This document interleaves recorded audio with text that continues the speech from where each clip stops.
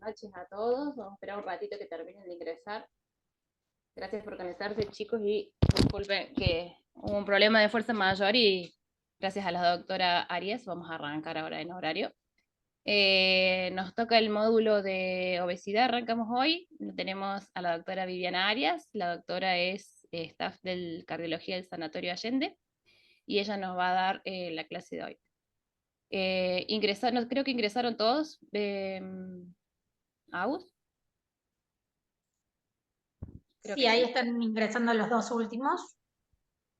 Tengo que pasar información parroquial antes que arranquemos. Dale. Ahí creo que están todos. Una de las cosas que les quiero avisar, chicos, si están todos conectados, es que nos toca el 26 de octubre el Ateneo en conjunto. Le quería avisar que los hospitales que le tocan son el Sanatorio Allende, debería de presentar y discute el caso clínico del hospital privado con el tema de dislipemia. Así que fíjense, ustedes cualquier cosa nos avisan a los que están en sus sanatorios y vayan viendo que esa época ese día tienen que presentar el Ateneo que va a ser en el horario de las clases presencial. Y ¿qué más me queda? Y Tema, la yo voy a semana, sumar. te sumamos, estás totalmente invitada, Vivi, si querés. Es un Ateneo Gracias. donde participamos todos, así que estás totalmente invitada. Y la otra cosa que la semana siguiente de ese Ateneo es el examen NAUS. Perdón, sí. Ah, bien. Así que esos son los avisos parroquiales. Después Agustina les va a mandar bien en el grupo de WhatsApp toda la info de recién. Así que si estamos todos, arrancamos nomás, Vivi. Bueno, Gracias nuevamente Estamos por dar la todos. clase. por nada. Bueno, hola gente, son un montón. Bueno, espero, eh, me dicen lo único, por favor, si están viendo la pantalla. Sí, Vivi, se ve perfecto. Bueno, bueno, bárbaro. Bueno, chicos, vamos a hablar un poquito de sobrepeso, obesidad y enfermedad cardiovascular, la relación que hay entre estas condiciones para algunos y enfermedades para otros. En realidad, la Asociación Mundial de Obesidad lo define como una enfermedad, la Asociación Mundial del Corazón lo define como una condición de riesgo. Sin embargo, como ustedes saben, la obesidad en realidad no está incluida como un factor de riesgo en los scores de riesgos que nosotros usamos para definir el riesgo cardiovascular de un paciente, con lo cual siempre supimos que la obesidad, el sobrepeso tenían relación con la enfermedad cardiovascular, pero insisto, el valor que le damos a esto desde el punto de vista de escorearlo y demás, todavía no está definido.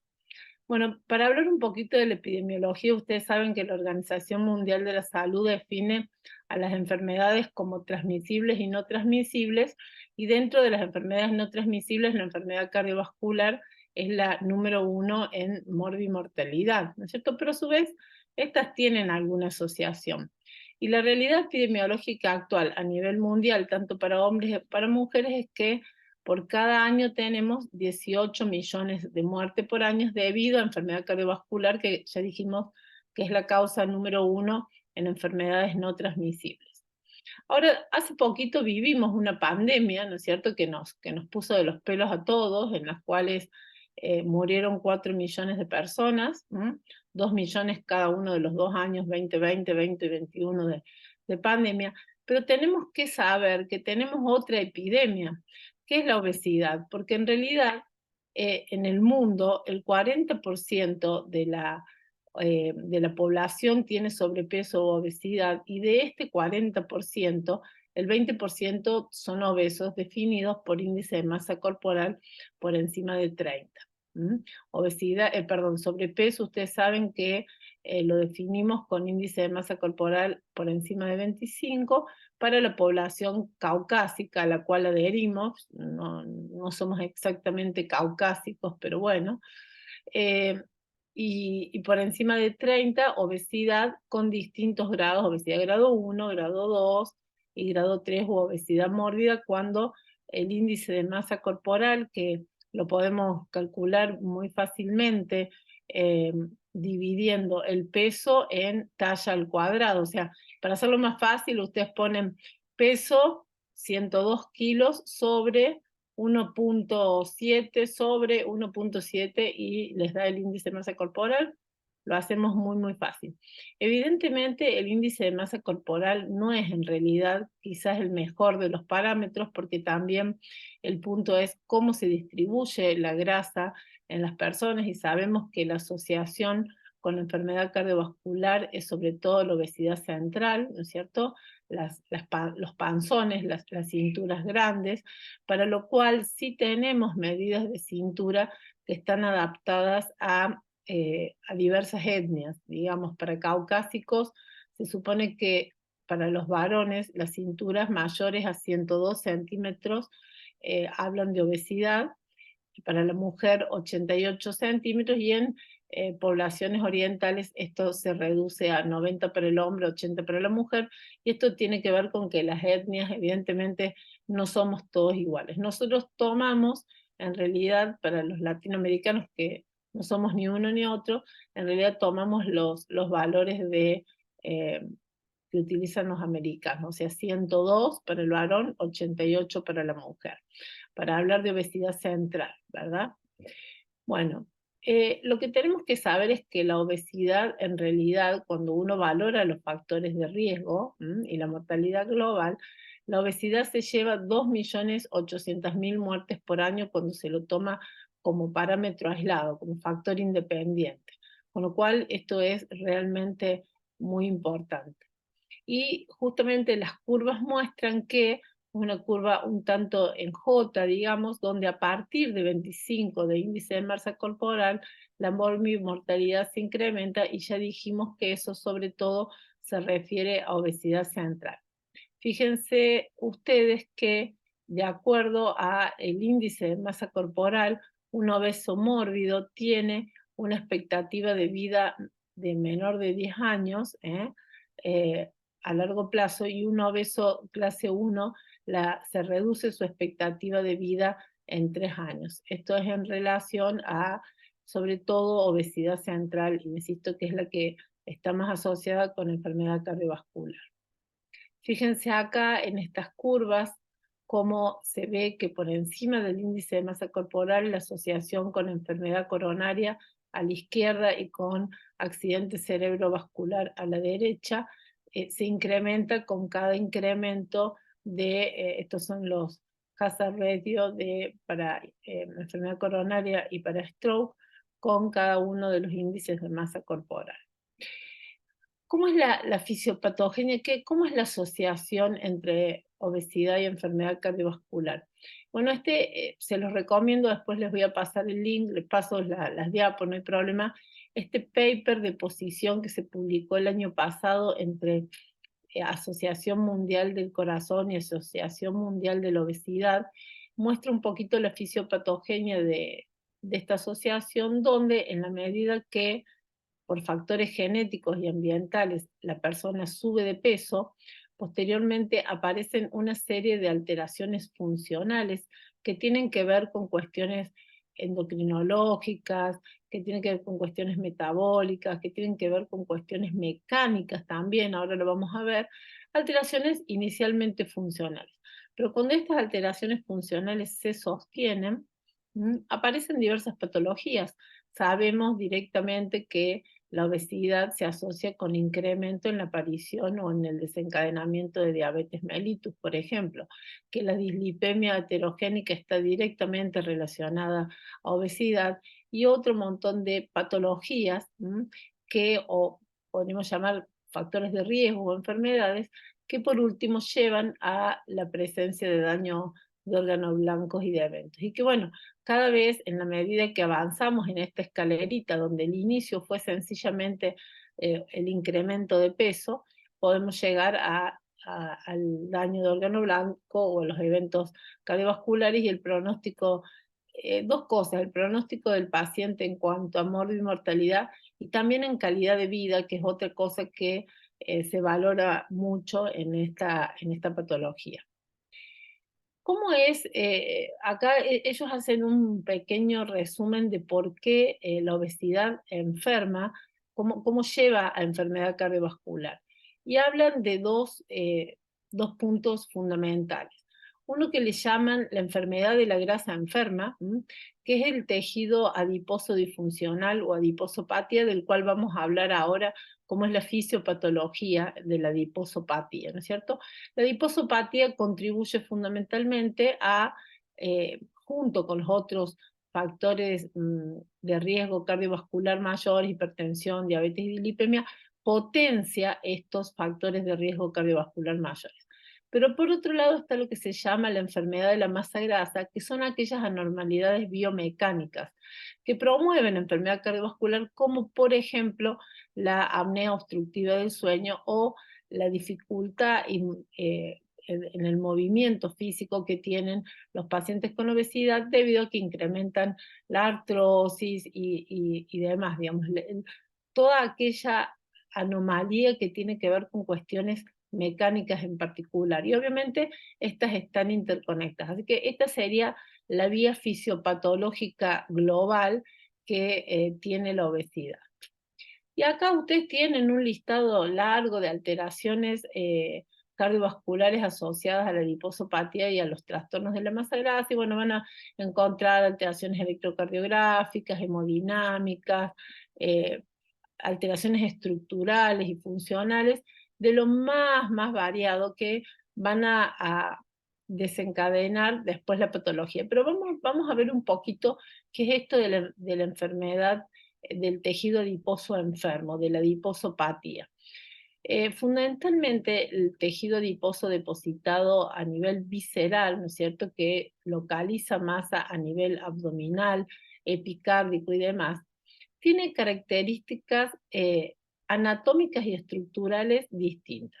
Ustedes ven en este gráfico lo que es un tejido adiposo normal, ¿no es cierto?, que está conformado básicamente por adipócitos y también algunas otras células, macrófagos y linfocitos CD4, que en realidad cuando están normofuncionantes y en una cantidad adecuada, liberan adipoquinas antiinflamatorias que interactuando estos linfocitos, estos macrófagos con el tejido adiposo, este es un órgano endocrino que permite una estabilidad a nivel de la metabólica.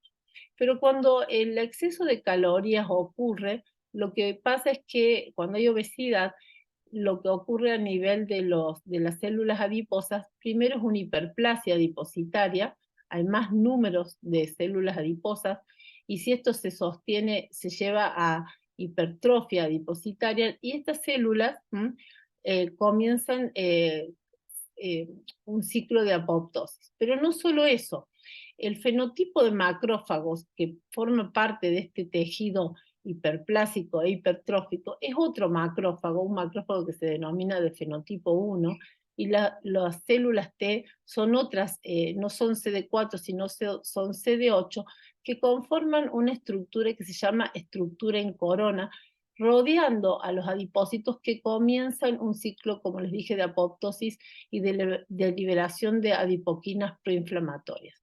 Por lo cual, el tejido graso disfuncional implica un grado crónico de inflamación de bajo grado, que nosotros la podemos detectar porque el obeso en general tiene niveles de PCR ultrasensible elevados en forma crónica, y esto proviene por la actividad de estos macrófagos con fenotipo inflamatorio y también con la actividad de las células T. Así que esto es lo que llamamos la adiposopatía. Pero por otro lado, y esto lleva por un lado, digamos, el proceso inflamatorio más las alteraciones lipídicas que ya vamos a ver, a alteraciones que son indirectas, que llevan a enfermedad cardiovascular. Pero lo que se sabe en el último tiempo, y gracias a estudios de biobanco, estudios de randomización mendeliana, es interesante que ustedes entiendan qué son los estudios de randomización mendeliana. Los estudios de randomización mendeliana son estudios genéticos que se realizan en los cuales se asocian sitios de cromosomas, ¿no es cierto? En el caso de la obesidad, hay 140 sectores cromosómicos que asocian con enfermedades cardiovasculares, como por ejemplo, estenosis valvular aórtica, insuficiencia cardíaca, trombosis venosa profunda, hipertensión arterial. Este es un paper publicado en 2020 que muestra que hay asociación mendeliana, ¿ah?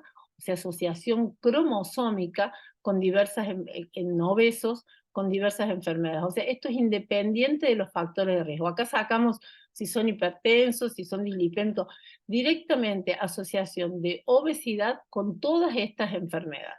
Con lo cual acá hay mecanismos indirectos que siempre supimos que la obesidad empeora la dislipemia, siempre supimos que la obesidad incrementa las cifras de presión arterial, etcétera, que lleva a diabetes. Esos serían mecanismos indirectos. Pero hay mecanismos genéticos involucrados en la obesidad que llevan a enfermedad, por lo cual esto se potencia enormemente, y ustedes saben que no es obeso tampoco el que quiere, sino el que puede. Hay gente, hay familias de obesos, y acá la genética juega un rol muy importante. Pero cuando hablamos de obesidad, cuando yo veo un paciente obeso y tengo que pensar qué enfermedades puede tener desde el punto de vista cardiovascular, porque también usted sabe que la obesidad está asociada a diversos cánceres y a otros tipos de enfermedades. Bueno, básicamente las tres patologías asociadas a obesidad son la aterosclerosis, la insuficiencia cardíaca en su fenotipo básicamente de fracción de eyección preservada, y la fibrilación auricular. Vamos a ver un poquito cada uno de estos. Ustedes saben que la enfermedad aterosclerótica es una enfermedad en la cual necesitamos una serie de factores para desarrollarlos, que son que el endotelio disfuncione, la presencia de lípidos que puedan cruzar al subendotelio y depositarse e iniciar el proceso aterosclerótico, la placa a nivel subendotelial, y también la inflamación, que es la promotora de sostener esta placa aterosclerótica. ¿Qué es lo que ocurre en el paciente obeso? Bueno, el paciente obeso tiene el típico perfil de la dislipemia aterogénica, en la cual básicamente tenemos un incremento de triglicéridos, un descenso de HDL, porque se intercambian los triglicéridos por las partículas ricas en triglicéridos, que son los VLDL, intercambian a través de la CTP colesterol, y por lo tanto con HDL, y por lo tanto HDL se depresiona el colesterol y baja, y lo que me quedan son partículas remanentes de LDL muy pequeñito que traspasan el subendotelio. Recuerden que en el proceso aterosclerótico, para que las partículas puedan ingresar al subendotelio, deben ser pequeñitas, medir menos de 70 nanómetros.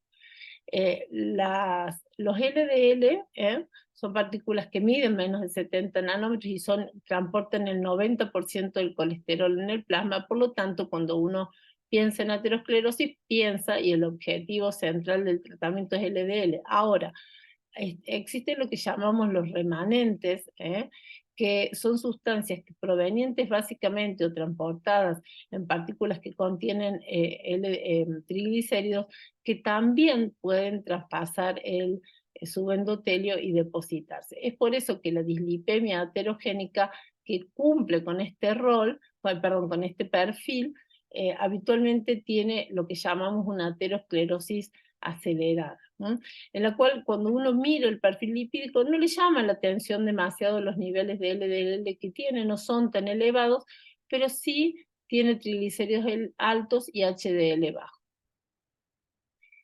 En relación a la insuficiencia cardíaca, el obeso puede tener insuficiencia cardíaca por dos vías. La más importante es el fenotipo que se presenta en insuficiencia cardíaca con fracción de eyección preservada. Dentro de los fenotipos de preservada tenemos la obesidad como uno de los patrones estándar y oro, ¿no es cierto? Y siempre cuando hablamos de insuficiencia cardíaca con fracción de eyección preservada pensamos en el hipertenso, en el obeso, donde estas son las patologías en las cuales es el sustrato para que el paciente tenga insuficiencia cardíaca. Pero a su vez el obeso, si tiene enfermedad aterosclerótica, que es bastante probable, puede también tener insuficiencia cardíaca con fracción de eyección reducida.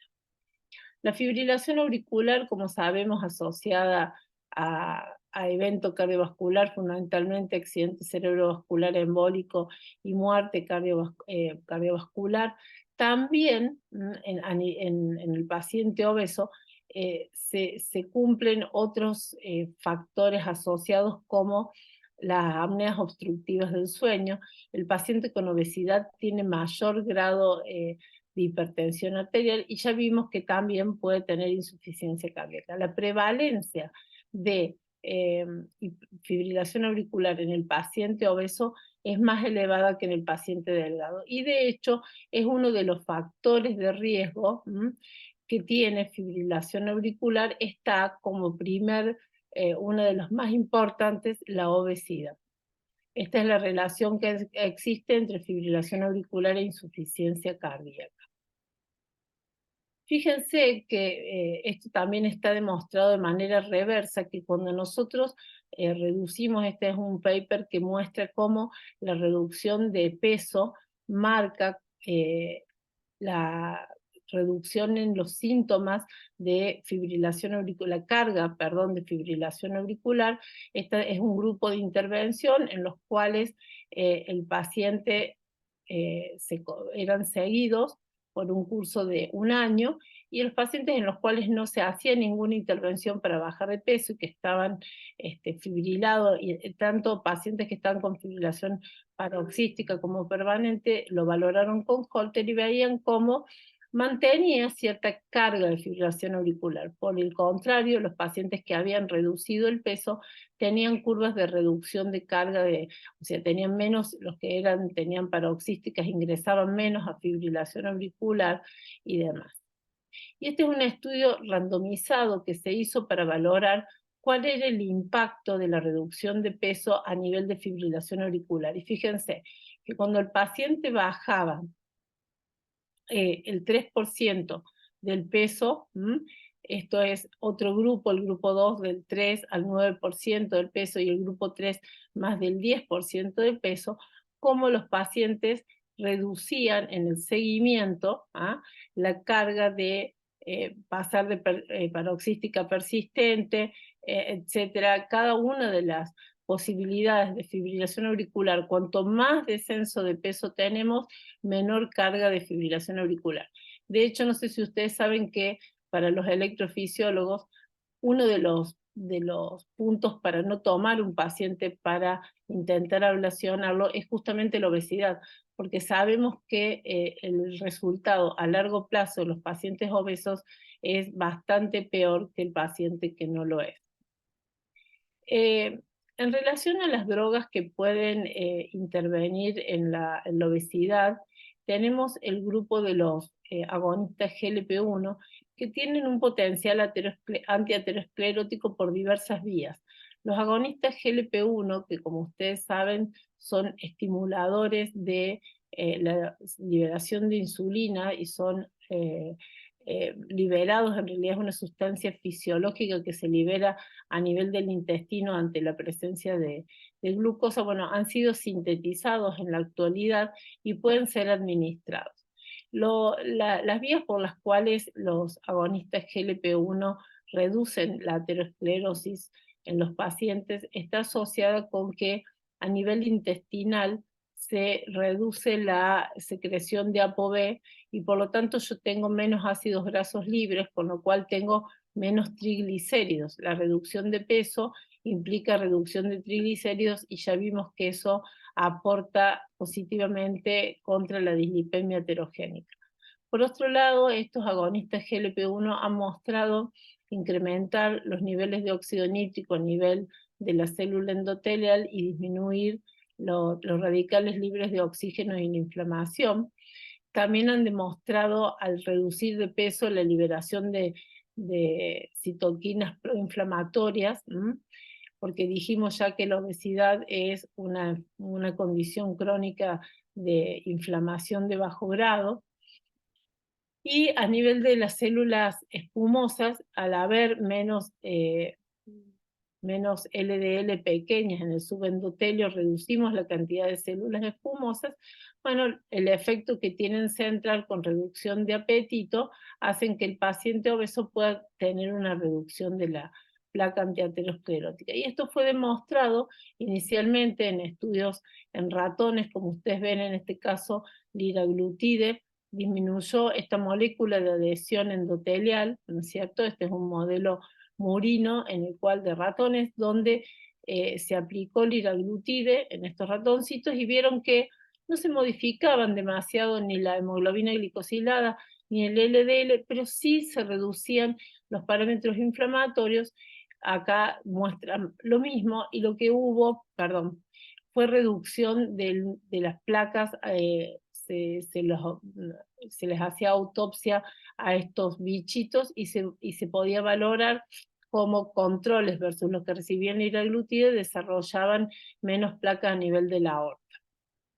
Esto también está plasmado en estudios de investigación en humanos, en este caso en el estudio LEADER, donde esto es en pacientes diabéticos que fueron sometidos a liraglutide versus placebo sobre digamos, el tratamiento estándar, y acá se vio reducción de los endpoints cardiovasculares, sobre todo infarto y necesidad de revascularización y muerte cardiovascular. Esto estuvo asociado a una reducción de peso para el liraglutide que fue de 2 a 5 kilos de peso en este grupo de pacientes que eran diabéticos, ¿verdad? Acá no estamos hablando de pacientes con obesidad. Los estudios disponibles en la actualidad son en pacientes con diabetes, al igual que semaglutida en el estudio de seguridad cardiovascular en pacientes diabéticos, 3.300 diabéticos que fueron sometidos a esta droga. Estos son pacientes que tenían glicosiladas elevadas y que ya eran pacientes con sobrepeso.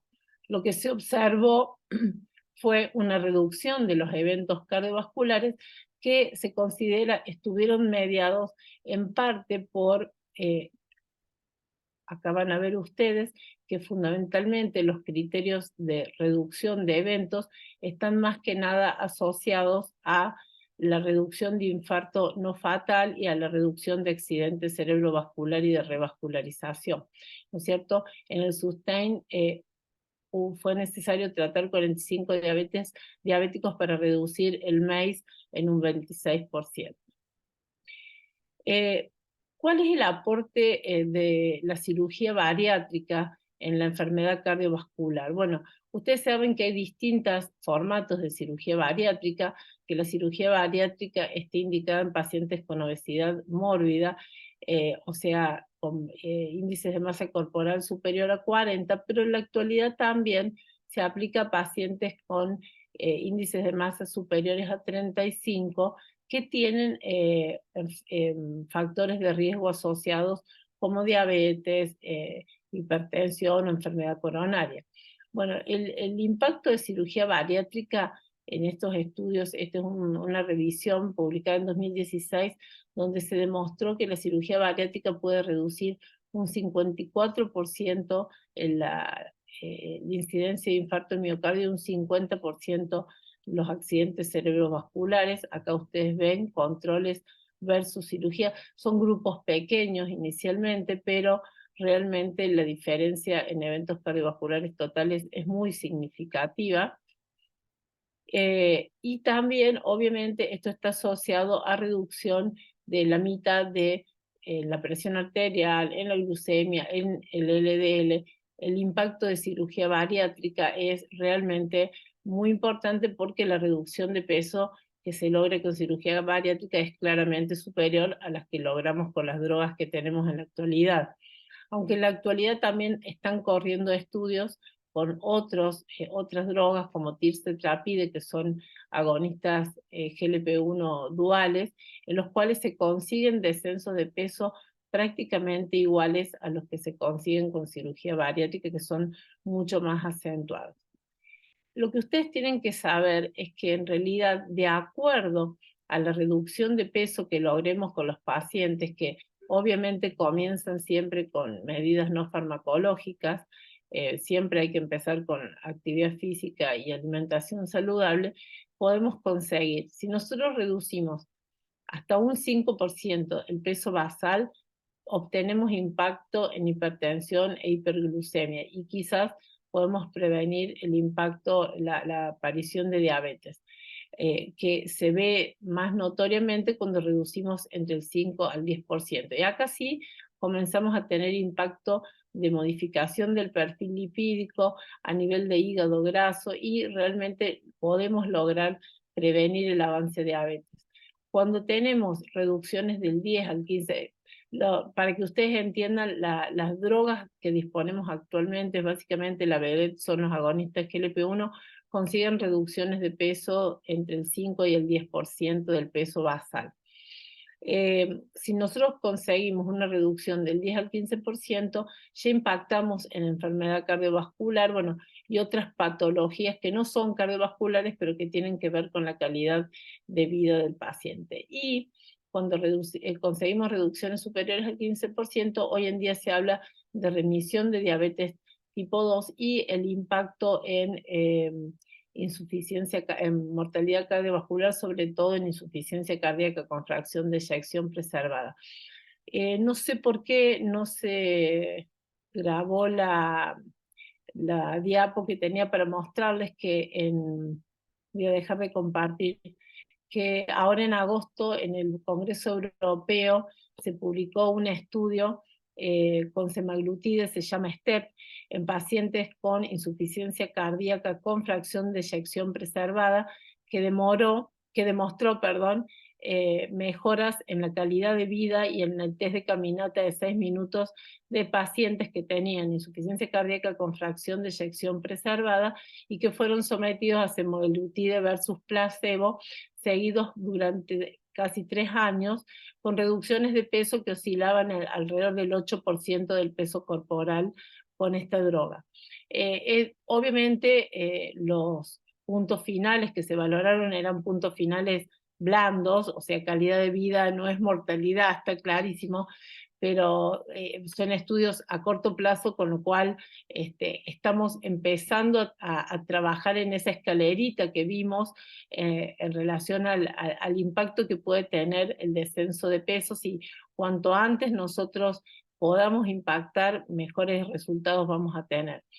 Así que, bueno, un poquito esto es un pequeño resumen de lo que es obesidad y enfermedad cardiovascular, cuáles serían los mecanismos y cómo podemos impactar positivamente si comenzamos a tratar sobre esto, que, como les digo, aún no está declarado como un factor de riesgo mayor, como puede ser LDL, como puede ser presión arterial, pero sabemos que tiene impacto por estos mecanismos que estuvimos conversando.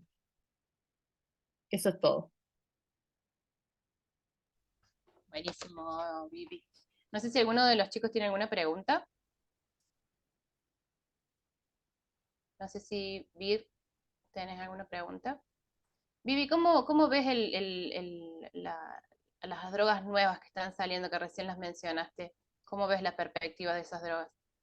Bueno, mira, ahora en realidad estas drogas surgió todo el impacto a raíz de los estudios de seguridad cardiovascular que FDA obligó a hacer cuando se probaban para diabetes.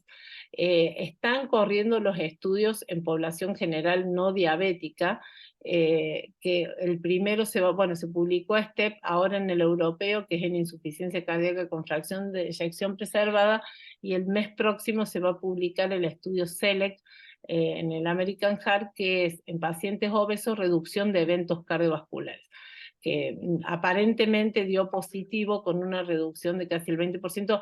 Digo aparentemente porque los datos no están publicados. La empresa que lleva los productos, se habla de algo dando vuelta, pero bueno, hay que esperar la publicación oficial de estos estudios. Bueno, son drogas muy promisorias y, como digo, tircetrapide, que es el próximo que viene en carrera, que es un agonista de GLP-1 y a su vez de GIP, 2 también, que es el otro análogo, digamos, que está a nivel intestinal. Bueno, son muy prometedores en este aspecto porque tienen una particularidad. Se ha demostrado también que además de reducir peso, reducen inflamación, asociado probablemente a esto. O sea, uno ve reducción de proteína C reactiva. Entonces, en todo lo que es enfermedad cardiovascular aterosclerótica, reducir inflamación junto con reducir los otros factores de riesgo, controlar los otros factores de riesgo, es algo muy importante. Así que son muy promisorios, iremos viendo con el correr del tiempo qué es lo que pasa. Como todo. Bien. No sé si alguien más. Virgi. Gracias, Vivi. No, mi pregunta era, en la práctica clínica, Vivi, ¿a qué pacientes elegís? ¿Cómo los utilizás? ¿Cómo los controlás después? Bien. Bueno, en la práctica clínica nosotros podemos usar, aprobado para obesidad digamos, por la ANMAT, tenemos liraglutide. Es lo único que podemos usar en el paciente obeso que no es diabético, ¿de acuerdo?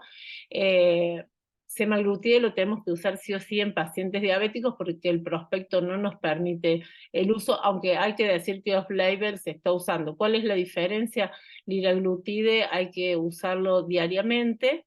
¿Ah? Son inyectables ambos, subcutánea, que se va titulando la dosis, ¿no es cierto?, con el correr de las semanas, porque el efecto, digamos, la titulación de dosis tiene que ver con los efectos secundarios. Cuanto más dosis, más efectivos, pero también pueden tener más efectos secundarios, que son básicamente náuseas o vómitos, porque lo que estos agentes hacen es reducir la velocidad de vaciado gástrico. Entonces, la persona tiene menor vaciado, más lento el vaciado gástrico, y apenas come un poco se siente plena y puede tener ciertas náuseas o incluso vómitos. Es un efecto que se va aplanando con el correr del tiempo, pero que sí es dosis dependiente. Y también tienen un efecto porque hay receptores a nivel de hipotalámico, en el cual hay una reducción del apetito, tienen menos sensación de hambre. Y bueno, semaglutide se inyecta semanalmente, esa es la otra ventaja, la vida media es mucho más larga, con lo cual son menos inyecciones que desde el punto de vista práctico es más factible. Pero insisto, en la actualidad estamos habilitados a hacerlos en pacientes diabéticos. Y ustedes saben que en los diabéticos hay muchos obesos, con lo cual esto es muy habitual y muy práctico. Bueno, y como ha demostrado reducción de MACE, la importancia actual es que nosotros podemos usar en pacientes diabéticos, hablando del diabético en particular, inhibidores SGLT2 o agonistas GLP-1, que son los dos grupos de drogas que han demostrado reducir los eventos cardiovasculares en el paciente diabético. Los estamos usando. Yo en la práctica el punto que tenemos son los costos, son medicamentos que aún son muy costosos. Un tratamiento cuesta alrededor de 90.000 pesos mensuales, es mucho dinero.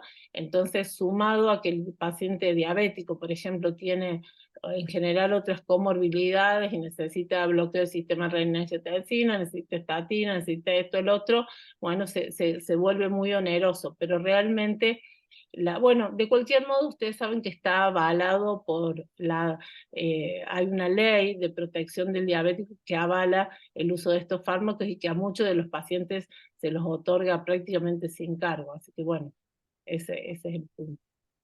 Bien, ahí hay una pregunta que hizo Blanca, que de paso dice que excelente la clase. Pregunta Blanca si te animarías a sacarle la aspirina a un paciente con semaglutide. No. Hola, perdón, disculpa, no sé si me escuchan bien. Hola, Blanquita. ¿Cómo estás, Vivi? Mira, quería saber si a vos te parece que en algún momento, digamos, por los efectos antiinflamatorios de estas drogas, se podría hasta reemplazar la aspirina en un paciente que está, por ejemplo, a lo mejor polimedicado, que tuvo una cita y tiene la indicación de una aspirina. ¿Vos te animarías, digamos, a sacarle la aspirina, digamos, por los efectos que se encontraron? Sí, yo diría, Blanquita, que un paciente ya con un evento cardiovascular previo no, definitivamente no, prevención secundaria no. En prevención primaria, en pacientes que no han tenido eventos, primero que la prescripción de aspirina habría que pensarla muy bien, como primera medida, y si eventualmente lo tenés con aspirina porque venías de nada y le agregas estas drogas que sabes que tienen efecto antiinflamatorio y demás, pasa que acá tenemos 3 tipos de riesgo. A nivel de enfermedad cardiovascular aterosclerótica. El riesgo lipídico, que depende de tener LDL bajas o remanentes bien bajitos, el riesgo inflamatorio, donde estas drogas parecen jugar un papel muy importante, y el riesgo trombótico, donde la aspirina o los antiagregantes juegan un rol interesante. Y es muy difícil saber, cuando vos estás frente a un paciente, cuál es su perfil o su fenotipo más probable de, digamos, de desencadenante de algún evento cardiovascular. Si tiene un potencial más trombogénico y bueno, es como muy, muy difícil. Yo creo que yo en realidad en prevención primaria uso muy poquita aspirina, pacientes muy contados que utilizo aspirina. En prevención secundaria no hay ninguna duda, creo que sería una mala praxis y ni loca le saco aspirina a alguien en prevención secundaria, a excepción que esté con alguna hemorragia en curso, una cosa. Aspirina, digo, por decir, antiagregación, ¿verdad? Que en general es aspirina. Así que, bueno, ese es el concepto que yo tengo. Y en prevención primaria sí, uso por ahí, puedo usar en el diabético, vos me podés decir, che, ¿y le sacarías la aspirina? Ay, no lo sé, no sé, si está polimedicado no sería aspirina lo que priorizaría estatina, bloqueo del sistema y este grupo de drogas que sé que son protectoras desde el punto de vista del perfil inflamatorio. Sí, después también Gracias, está ver Vivi. el tema de los efectos pleiotrópicos que pueden llegar a descubrirse más adelante, ¿no? Tal cual. Ellos apuestan la industria que desarrolla estos fármacos habla de todos los efectos pleiotrópicos y los asemejan a estatinas. Bueno, yo creo que estamos en el inicio de esto. Me parece muy jugado decir, che, estamos ante las nuevas estatinas. No sé, no me jugaría tanto, che, todavía. Sí. Y ahí también está aclararle a Genial. Rocío que está bien lo que dice Rocío, que la dosis de aspirina antiinflamatoria no es la misma dosis que se usa como antiplaquetario. Exactamente. No estamos hablando de Exactamente. la aspirina 500, sino de la aspirina 100. Así es, incluso si quisiéramos hacer un comparativo con colchicina, qué sé yo, vieron que también se vino el boom de colchicina, y bueno, y parecía que le teníamos que dar a todo el mundo, y después se vio, che, sí, está todo bien, el efecto antiinflamatorio, pero también, entonces esto quedó como 2B, digamos, y vuelvo a insistir, no tenemos en cardiovascular todavía los estudios que nos avalen para decir, che, estas drogas son, está en el camino y donde sí lo podemos decir con mucha claridad es en el paciente con diabetes. Ahí está clarísimo, pero es un grupo poblacional que nosotros tenemos, no lo podemos extender a todos. Bien. Buenísimo. No sé si alguien más tiene alguna pregunta. Mis Si no, residentes no, porque están podridos de escuchar. Que no. Ah, excelente, muchísimas gracias. Muy Excelente, claro. Ben. Buenísimo. Bueno, quedamos todo liberado. Te agradecemos de nuevo, Vivi. Y ya Por te liberamos. nada, a ustedes. Chao, gente, gracias. Gracias. Adiós. Chao, chao.